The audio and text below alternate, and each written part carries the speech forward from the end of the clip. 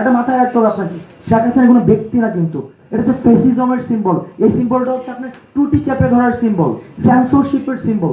Awami fascist হচ্ছে আপনার দুর্নীতি করেছে, এখন ঘড়ির কাঁটা উল্টাই গেছে, আবার কিন্তু দুর্নীতি চালু হয়েছে। আমি আপনাকে চিন্তা দিচ্ছি, আমি বলছি না রাজনৈতিক দলকে যে আমি চিন্তা দিচ্ছি। তাই আপনি দেখেন, যদি আবার শেখ হাসিনা আসা উঠতে, শেখ হাসিনা কিন্তু একটা সিম্বল, এটা মাথায় রাখতে হবে আপনাকে। শেখ হাসিনা কোনো ব্যক্তি না, কিন্তু শেখ হাসিনা একটা সিম্বল। এই সিম্বলটা কিসের সিম্বল? এই সিম্বলটা হচ্ছে আপনার এনক্রচমেন্টের সিম্বল, এটা হচ্ছে ফেসিজমের সিম্বল। এই সিম্বলটা হচ্ছে আপনার টুটি চেপে ধরার সিম্বল, সেন্সরশিপের সিম্বল। এখন যারাই আসুক না কেন, আপনি দেখছেন দুর্নীতিটা কিন্তু ক্লকওয়াইজ এন্ড এন্টি ক্লকওয়াইজ হচ্ছে।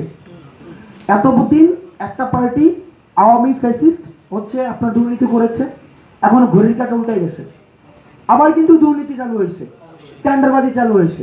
তার মানে কি আমি কি ক্লকওয়াইজ এন্টি ক্লকওয়াইজের মধ্যে ঘুরবো, নাকি আমি নতুন কিছু ইন্ট্রোডিউস করব? এখন আমি যদি নতুন কিছু ইন্ট্রোডিউস করতে চাই, এই প্রতিষ্ঠিত এই দলগুলোর বাইরে আমি কি জনগণকে অফার করব, যেটার কারণে মানুষ আমার উপর আস্থা রাখবে?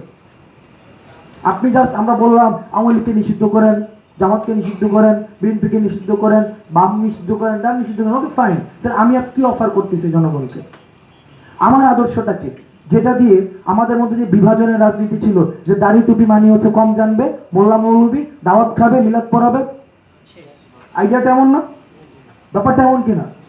ওই মানুষগুলা সমাজে আপনার স্ট্রং স্ট্রিট কি ভয়েস কিভাবে হয়ে উঠবে? তারা যেভাবে উত্তরাতে নেমে আসছিল ভ্যানগার্ড হয়ে, যাত্রাবাড়িতে নেমে আসছিল ভ্যানগার্ড হয়ে, তাদেরকে আমরা ক্ষমতার মধ্যে, ওই ক্ষমতার মধ্যে কিভাবে প্রতিষ্ঠিত করতে পারবো? তাদের জন্য আমাদের পলিসিটা কি? যারা মাইনরিটি রয়েছে তাদের জন্য আমাদের পলিসিটা কি?